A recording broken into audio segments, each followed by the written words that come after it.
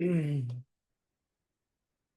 Prathamesh and एक और किसी ने ज्वाइन किया है। I don't know the name. आप अपना नेम मुझे चैट बॉक्स में मेंशन कर दीजिए, टाइप कर दीजिए, सो दैट हम टू वे कम्युनिकेशन एक दूसरे से कर सकते हैं ना। आप रियल मी करके आ रहा है C20।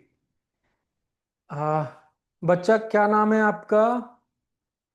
आप अपना नाम बताइए प्लीज।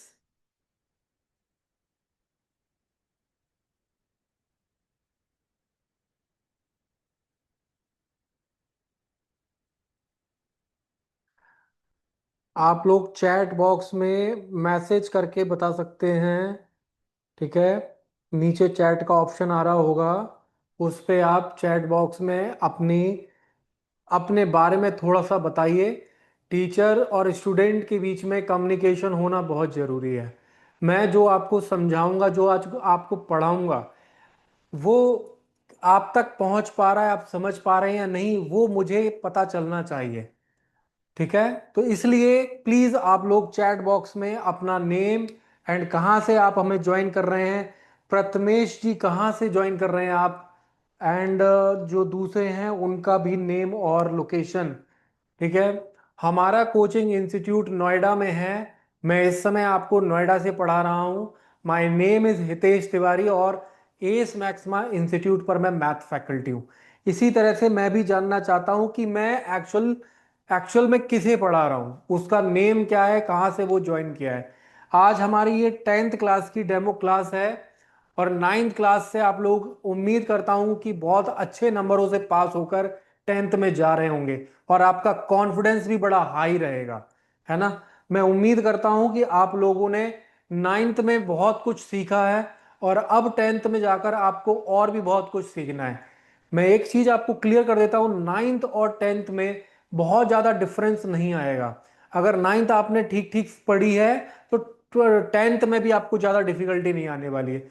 बहुत सारे चैप्टर्स ऐसे हैं जो आपने 9th में ऑलरेडी पढ़े हैं, वही चैप्टर्स आपको 10th में भी पढ़ने हैं। ये मुझे बताने की जरूरत नहीं है कि उनका डिफिकल्टी लेवल 9th से थोड़ा सा ज्यादा रहेगा, बट इतना भी ज्यादा नहीं रहेगा, 19-20 वाला फर्क रहता है ना।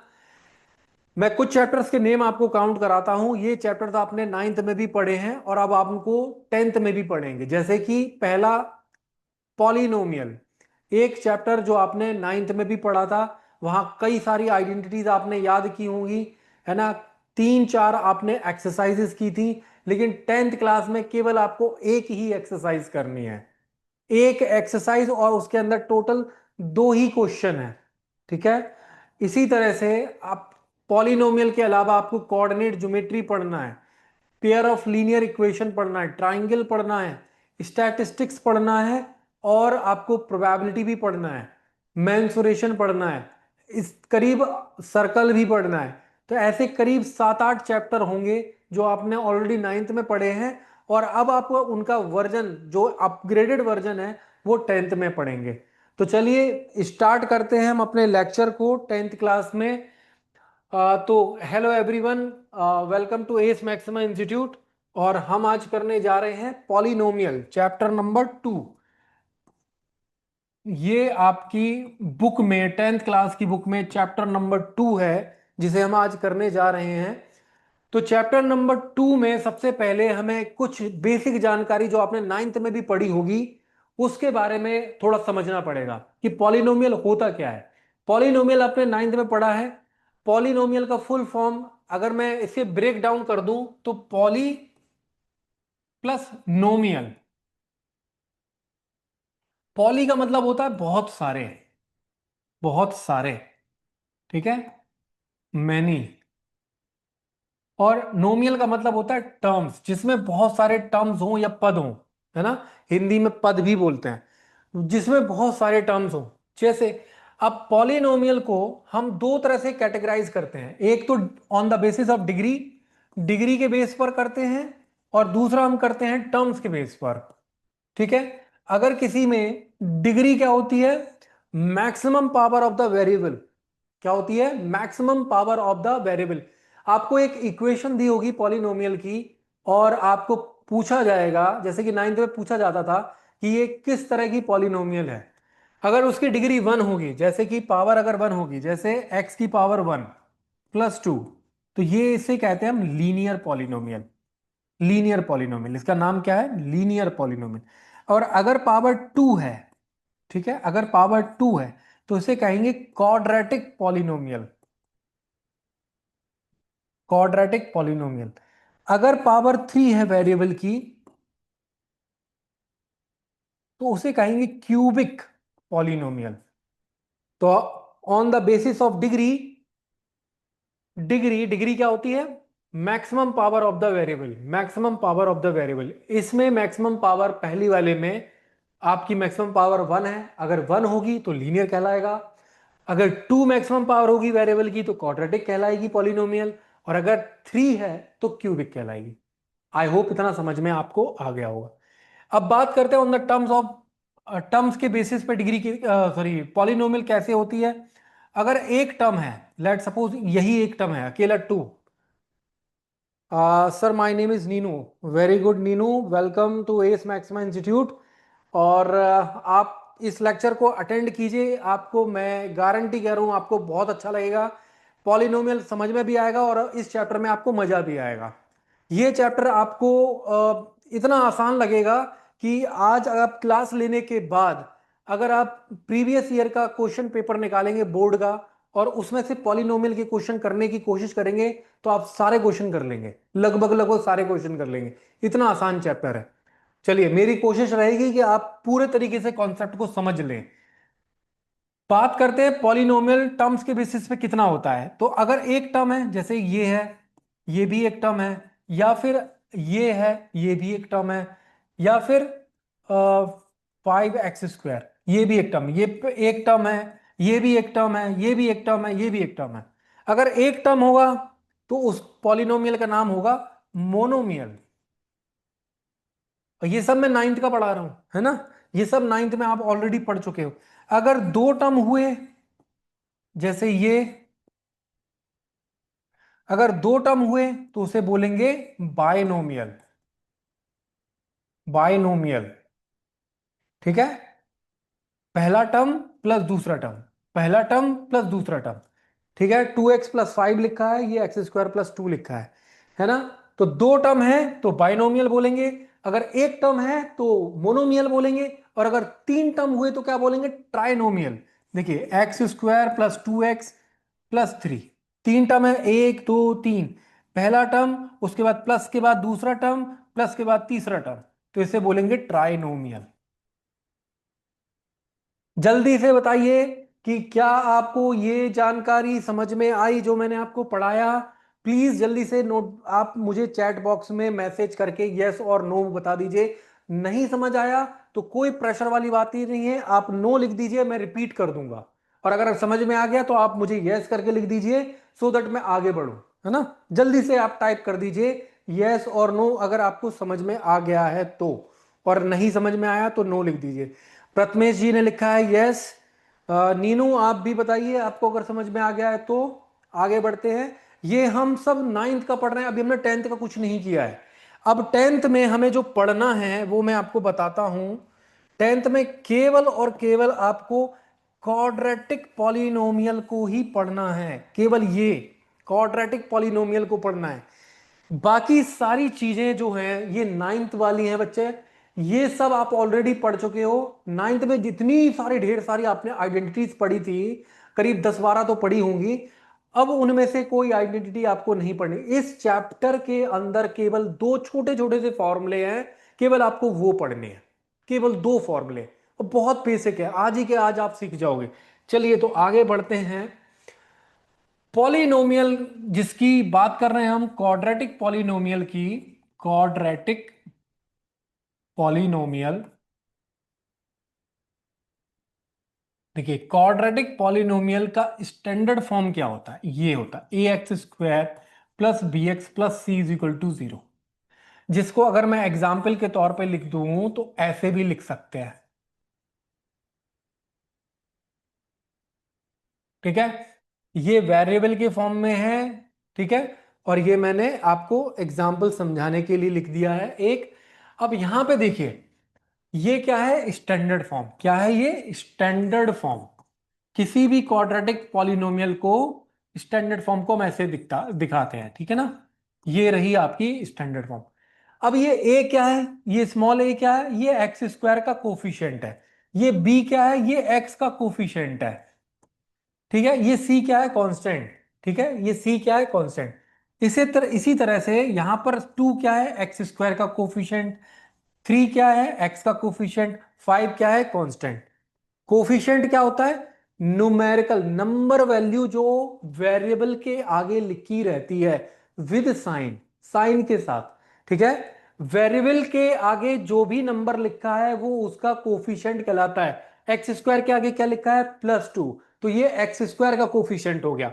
थ्री, ये एक्स का कोफिशिएंट हो गया। और फाइव क्या है, ये कांस्टेंट है, ये कांस्टेंट है। तो अगर मैं इस इक्वेशन को, पहली को दूसरे को अगर आपस में कंपेयर करूं, तो यहां एक्स स्क्वायर के आगे ए लिखा है, यहां एक्स स्क्वायर के आगे 2 लिखा है, तो ए इज इक्वल टू 2। यहां पे b इज इक्वल टू 3 आ जाएगा, और यहां पे c इज इक्वल टू 5 आ जाएगा आफ्टर कंपैरिजन। अगर मैं इनको कंपेयर करूं तो a is equal to 2, p is equal to, देखिए x के आगे क्या लिखा है, b, यहां x के आगे क्या लिखा है, 3, तो b और 3 आपस में बराबर होंगे। एक्स स्क्वायर के आगे क्या लिखा है, a, और यहां एक्स स्क्वायर के आगे क्या लिखा है, 2, तो दोनों आपस में इक्वल होंगे, a इक्वल टू 2 होगा। यहां c, यहां 5, तो वो भी आपस में इक्वल होंगे। क्या इस तरह का कंपैरिजन आप कर लेंगे, बड़ा आसान है, यही बस यूज होने वाला है आपके आगे आने वाले क्वेश्चन में, ये यूज होगा। तो प्लीज इसको समझ लीजिए, ठीक है ना। अगर ये आपको समझ में आ गया है, ये कंपैरिजन आप कर लेते हैं, तो फिर इसके अलावा आपके पास क्या है, अगर क्वाड्रेटिक पॉलिनोमियल है, एक्स की मैक्सिमम पावर कितनी है, 2, तो जब हम इस इक्वेशन को सॉल्व करेंगे तो एक्स की कितनी वैल्यू निकल के आएंगी, दो। एक यहां पर आएगी कुछ, और यहां पर भी आएगी कुछ, है ना। अगर मैं इस इक्वेशन को सॉल्व करता हूं तो हमारे पास x की दो वैल्यू मिलेंगी, ठीक है ना, दो वैल्यू मिलेंगी। पहली वैल्यू को हम अल्फा से डिनोट करते हैं, इसको अल्फा कहते हैं, इसे हम बीटा कहते हैं। अल्फा और ये बीटा, ये आपने केमिस्ट्री में भी ये वर्ड सुने होंगे, अल्फा बीटा गामा, है ना, ये सब सुने होंगे। तो यहां पर पहली एक्स की वैल्यू को हम अल्फा के बराबर मान लेते हैं, और दूसरी को हम बीटा के बराबर, मतलब अगर मान के चलते हैं इस इक्वेशन को हम सॉल्व करें और x इज इक्वल टू 5 आ जाए, तो वो हमारा अल्फा इज इक्वल टू 5 माना जाएगा। इसी तरह से x की वैल्यू मान लीजिए यहां पर -3 आती है, तो बीटा इज इक्वल टू -3 हो जाएगा। ठीक है, और ये x की वैल्यूज जो होती हैं, वैल्यू ऑफ x जो होती है, वैल्यू ऑफ एक्स, इनको हम क्वाड्रेटिक पॉलिनोमियल का सॉल्यूशन भी कहते हैं, इन्हें हम जीरोस भी कहते हैं, इन्हें हम रूट्स भी कहते हैं। तो ये सब सिनोनिम्स हैं आपस में, ठीक है, ये सिनोनिम्स हैं। एक्स की जो वैल्यू निकल के आती है ना, किसी भी पॉलिनोमियल को जब सॉल्व करेंगे, फैक्टर निकालेंगे, तो एक्स की जो वैल्यू निकल के आएगी उसे हम उस पॉलिनोमियल का सॉल्यूशन भी बोलते हैं, उसे हम जीरोस भी कहते हैं, और उसी को हम रूट्स भी कहते हैं। ये बात आपको याद होनी चाहिए, ठीक है। क्या ये बात आपको समझ में आई। इसका मतलब है अल्फा और बीटा क्या है, ज्यादातर आपको इस वर्ड का यूज करना है, जीरोस। और ये वो वाला जीरो नहीं है जो आप नंबर में बनाते हैं, ठीक है। ये जीरोस एक्चुअली आपकी एक्स की दो वैल्यू होती हैं, ठीक है। 0 1 0 2 इसको अल्फा और बीटा से रिप्रेजेंट हम करते हैं। क्या मेरी ये बात आपको समझ में आई। जो एक्स की वैल्यू होती है उसे हम क्या कहते हैं, जीरोस। क्वाड्रेटिक पॉलिनोमियल है, मैक्सिमम पावर वेरिएबल की 2 है, तो दो ही जीरो निकल के आएंगे, इसका मतलब दो ही एक्स की वैल्यू निकल के आएंगी। पहली को हम अल्फा से रिप्रेजेंट करते हैं, दूसरी को हम बीटा से रिप्रेजेंट करते हैं। क्या मेरी ये बात आपको समझ में आ गई है। तो प्लीज आप यस और नो में टाइप कर दीजिए, फिर मैं इसके आगे आपको एक्सरसाइज पर लेकर चलता हूं। प्लीज जल्दी से यस और नो लिख दीजिए, तो मुझे समझ में आएगा कि आपको समझ आया या नहीं। अगर नहीं आया तो मैं रिपीट कर दूंगा।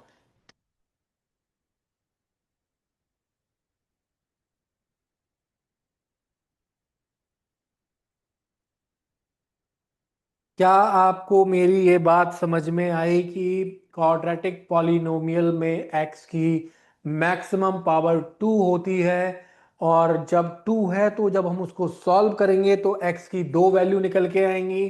पहली को हम अल्फा से रिप्रेजेंट करते हैं, दूसरे को हम बीटा से रिप्रेजेंट करते हैं, और उनको हम जीरोस कहते हैं ऑफ क्वाड्रेटिक पॉलिनोमियल। x की वैल्यू को हम जीरोस कहते हैं। तो हमारे क्वाड्रेटिक पॉलिनोमियल में दो x की वैल्यू आएंगी जिनको हम जीरोस कहते हैं, और उन्हें हम अल्फा बीटा से रिप्रेजेंट करते हैं।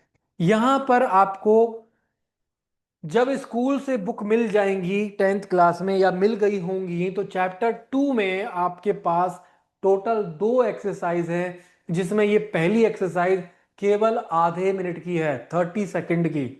ठीक है, यहां पर आपको 6 ग्राफ्स दिए गए हैं, और इन 6 ग्राफ को देखकर आपको ये आइडेंटिफाई करने हैं कि इन पॉलिनोमियल के कितने जीरोज होंगे।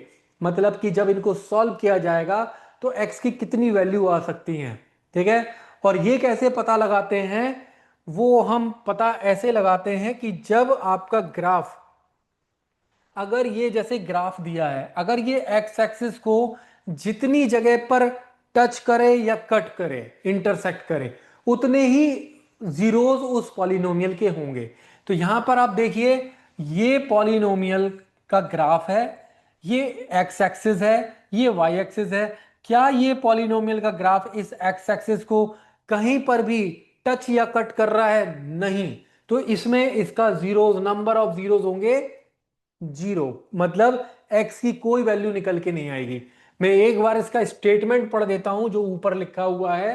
The graphs of y is equal to p x are given in the figure 2.10, figure 2.10 below. For some polynomial of p x find the number of zeros of the p x. मतलब polynomial के हमें number of zeros find करने हैं कि x की कितनी value होंगी। यहां देखिए कहीं पर भी कट नहीं कर रहा है। यहां देखिए एक जगह पर ये ग्राफ कट कर रहा है एक्स एक्सिस को, तो इसके नंबर ऑफ जीरोस होंगे 1। यहां देखिए एक, दो, तीन, तीन जगह पर ग्राफ एक्स एक्सिस को कट कर रहा है, तो इसके जीरोस होंगे 3। यहां पर देखिए एक और दो, दो जगह कट कर रहा है, तो इसके जीरोस होंगे 2। एक, दो, तीन और चार, तो इसके जीरोस होंगे 4। 1, 2, 3, इसके जीरोस होंगे 3। और आपकी पहली एक्सरसाइज खत्म। मैं फिर से रिपीट कर देता हूं, अगर आपका ग्राफ एक्स एक्सिस को जितनी जगह टच करेगा या इंटरसेक्ट करेगा, उतने ही जीरोस उस पॉलिनोमियल के होंगे। यहां पर 6 ग्राफ दिए हैं अलग अलग पॉलिनोमियल के, आपको देखकर बताना था कि कितने नंबर ऑफ जीरोस उस ग्राफ में होंगे। यहां देखिए कहीं पर भी एक्स एक्सिस को टच नहीं कर रहा है, इसलिए इसके नंबर ऑफ जीरोस होंगे 0। मतलब एक्स की कोई वैल्यू निकल के नहीं आएगी। इसमें एक्स की वैल्यू अगर निकालने जाते तो 1 आती, यहाँ 3, 2, 4 और 3। क्या मेरी ये बात आपको समझ में आ गई है? तो प्लीज आप टाइप कर दीजिए यस और नो, फिर हम आगे बढ़ेंगे अगर आपको समझ में आ गया है तो। और अगर नहीं आया है तो नो लिख दीजिए, मैं रिपीट कर दूंगा, कोई प्रॉब्लम नहीं है। प्लीज, टू वे कम्युनिकेशन हमें करना जरूरी है। मुझे भी तो पता चलना चाहिए कि मैं जिन्हें पढ़ा रहा हूं उनको वो बात समझ में आ रही है कि नहीं। प्लीज टाइप कर दीजिए यस और नो।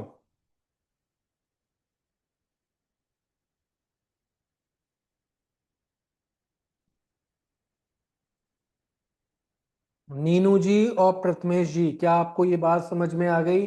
चलिए, दोनों ने यस लिख दिया है। तो यहां पर आपकी फर्स्ट एक्सरसाइज पॉलिनोमियल चैप्टर की खत्म होती है, और हम दूसरी एक्सरसाइज की तरफ बढ़ते हैं। यहां पर क्वेश्चन लिखा है, find the zeros of the following quadratic polynomial. देखिए इसमें वेरिएबल की मैक्सिमम पावर 2 है। मैं क्वेश्चन लिख देता हूं यहां पर।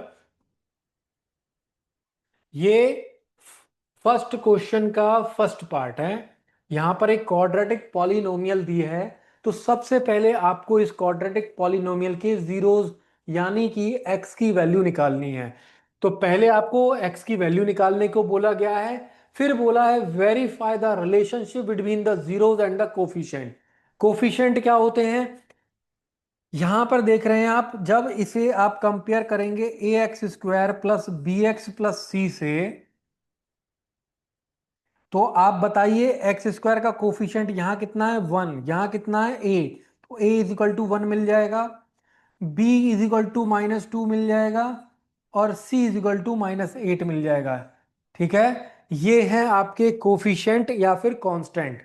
ठीक है, हमें x की जो वैल्यू निकल के आएंगी, दो जीरोस निकल के आएंगे, उन दोनों जीरोस का और इन कोफिशिएंट का रिलेशन आपस में बनाना है और उसको वेरीफाई करना है। कैसे होता है, चलिए पहले मैं इसके जीरोस निकालने की तरकीब बताता हूं कि कैसे निकालते हैं।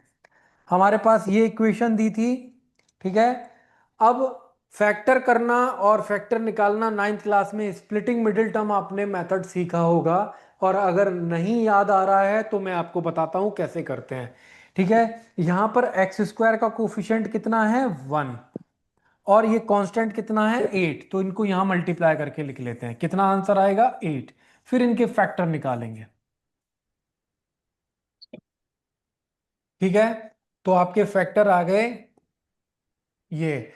इन चार फैक्टर को आप दो ग्रुप में बांट लेंगे। पहले ग्रुप में आपने 2 × 2 लिख दिया, दूसरे ग्रुप में 2 × 1 लिख दिया। इसका आंसर आएगा 4, इसका आंसर आएगा 2। स्प्लिटिंग मिडिल टर्म में मिडिल टर्म को स्प्लिट करना पड़ता है, तो यहां पर मिडिल टर्म क्या है 2x। ये 2 कैसे बनेगा, इन दोनों को या तो सम करके या फिर माइनस करके, सब्ट्रैक्ट करके। तो प्लस अगर करेंगे तो 6 बनेगा, हमारे पास 2 है तो प्लस तो कर नहीं सकते। इन दोनों को सब्ट्रैक्ट करेंगे, 4 - 2 कितना होता है 2। तो इस 2 की जगह पर हम क्या लिख देंगे 4 - 2। उसके बाद x है तो x लिख दिया, उसके पहले माइनस था तो माइनस लिख दिया, और उससे पहले एक्स स्क्वायर था तो एक्स स्क्वायर लिख दिया। उसके बाद में -8 है। अब ये माइनस का मल्टीप्लाई और एक्स का मल्टीप्लाई ब्रैकेट के अंदर होगा, तो माइनस का 4x और प्लस का 2x आ जाएगा। एक दो तीन चार, चार टर्म बन गए। पहले दो को और लास्ट के दो को आपस में ग्रुपिंग कर देंगे, पहले दो और लास्ट के दो। इसको मैं यहां लिख देता हूं, x² - 4x + 2x -8 is equal to 0। पहले दो को अंडरलाइन कर लीजिए, लास्ट के दो को अंडरलाइन कर लीजिए। पहले दो में आपको क्या कॉमन दिख रहा है बताइए, इसमें x² है मतलब x × x, तो एक x कॉमन मिल रहा है हमें यहां से। यहां एक x बचेगा, यहां 4 बच जाएगा। यहां पे 2 कॉमन आ रहा है तो x - 4 यहां भी बच जाएगा। यहां इसमें और इसमें क्या कॉमन आ रहा है x - 4, यहां x बच गया और यहां पे 2 बच गया। जब आपके ये दो फैक्टर आ जाएंगे, ठीक है, तब आप क्या करेंगे, अलग अलग फैक्टर को इज इक्वल टू 0 रख देंगे। यहां से आपको निकल के आएगा x इज इक्वल टू 4। ये आप अल्फा मान सकते हैं, पहला 0 आ गया आपका। यहां पे देखिए x + 2 को 0 के इक्वल लिखेंगे तो x इज इक्वल टू -2 आ जाएगा, तो ये आपका बीटा आ गया, ये बीटा आ गया। ठीक है, बीटा आ गया।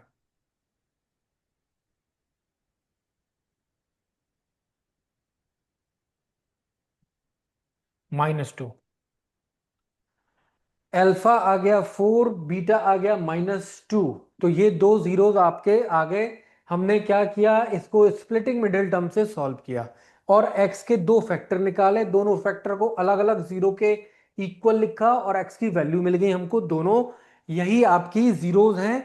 ठीक है, आ, आदेश कुमार जी ने ज्वाइन किया है, तो वेलकम टू एस मैक्समन इंस्टीट्यूट।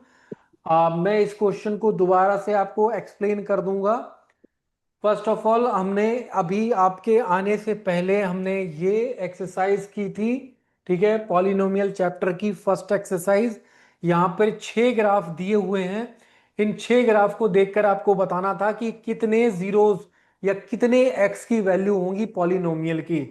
अगर आपका ग्राफ एक्स एक्सिस को कहीं पर टच करता है या कट करता है, वो आपके नंबर ऑफ जीरोस बताता है। ये ग्राफ इस एक्स एक्सिस को कहीं भी टच नहीं कर रहा है, तो इसमें जीरोस होंगे 0, मतलब x की वैल्यू होंगी 0।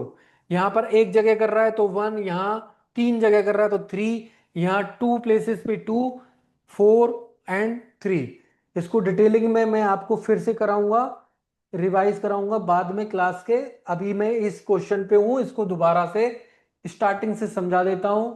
आपको दिया है एक क्वाड्रेटिक इक्वेशन यहां पर, इसको हम उसकी स्टैंडर्ड इक्वेशन से कंपेयर करेंगे, ए बी और सी की वैल्यू फाइंड कर लेंगे। यहां पर एक्स स्क्वायर